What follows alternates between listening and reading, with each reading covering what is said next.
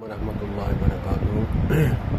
آج صبح ایک دوست ہیں، ان کا بیٹا فوت ہوا ہے، تو میں تعزیت کے لیے گیا تو وہاں اللہ پاک نے ایک بات ڈالی میرے ذہن میں، تو بہت خوشی ہوئی مجھے کہ اللہ پاک نے علماء کے ساتھ وابستہ رہنے اور ان کے ساتھ جڑنے کا جو نتیجہ دیا، اللہ پاک نے مجھے وہ عقل سلیم عطا فرمایا جسے کہتے ہیں وہبی علم۔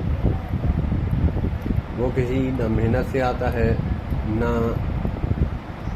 کتابیں پڑھنے سے آتا ہے، صرف اللہ والوں کے ساتھ، علماء کے ساتھ محبت کرنے سے آتا ہے اور تقوی سے آتا ہے۔ میں گناہ گار سا بندہ ہوں، تو میں نے ان کو دلاسا دیتے ہوئے کہا کہ انہوں نے کہا کہ دعا منگوائیں۔ میں نے کہا ٹھیک ہے، دعا مانگتے ہیں، لیکن بات یہ ہے کہ دعا تو اس کے لیے مانگنی چاہیے جو گناہ گار ہو۔ وہ تو 1 سال کا بچہ تھا، وہ تو والدین کی بخشش کا ذریعہ بنے گا، تو اسی لحاظ سے میں دعا نہیں مانگتا۔ دوسری بات یہ ہے کہ دعا مانگ بھی لیتا ہوں، کیونکہ ہمارے امام اعظم امام ابو حنیفہ نعمان بن ثابت نور اللہ مرکزہ فرماتے ہیں کہ شہید کا جنازہ پڑھنا تو نہیں چاہیے۔ امام شافعی اور احمد رحمہ اللہ تعالی فرماتے ہیں کہ شہید کا جنازہ کیوں پڑھنا چاہیے، کہ وہ تو بخشا بخشایا ہے، نہ اس کو غسل دیں، اسی کپڑوں میں دفن کر دیں، یہ تو بخشا بخشایا ہے۔ تو اسی حدیث کی روشنی میں نے کہا کہ بچہ جو ہے وہ تو نابالغ تھا، اس کے گناہ ہی نہیں، اسی ضمن میں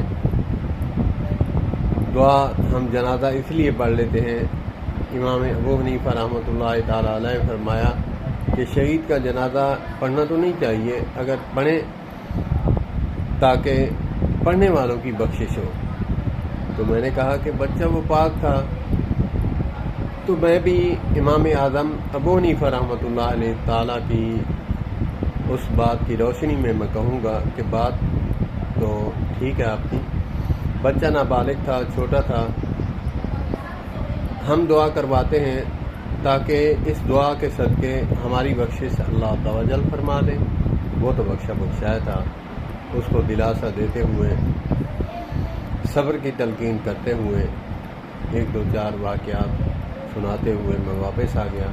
اللہ پاک مال دولت اور آل اولاد دے کر بھی آزماتا ہے اور لے کر بھی آزماتا ہے۔ اللہ پاک ہمیں آزمائش پر اترنے کی توفیق عطا فرمائے۔ اللہ پاک پہلے تو ہم سے امتحان یا آزمائش نہ لے، ہم آزمائش کے قابل نہیں ہیں، کمزور ہیں، استغفار کرتے رہیں اور اللہ سے ڈرتے رہیں۔